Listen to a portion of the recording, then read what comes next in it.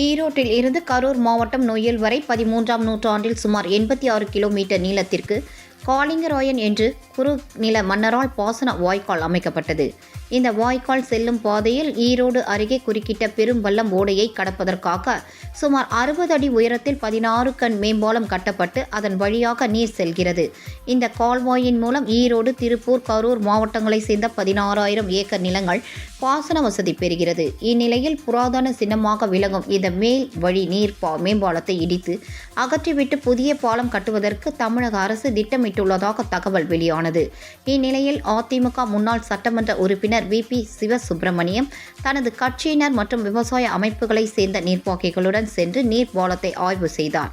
பின்னர் செய்தியாளர்களுக்கு பேட்டியளித்த அவர், தமிழ்நாட்டில் பாசனத்திற்காக அமைக்கப்பட்ட முதல் நீர்வழி மேம்பாலம் எனவும் இதில் பழுது இருந்தால் அதனை சீரமைக்க வேண்டுமே தவிர பாலத்தை இடித்து அகற்றக்கூடாது என்று வலியுறுத்தினார்.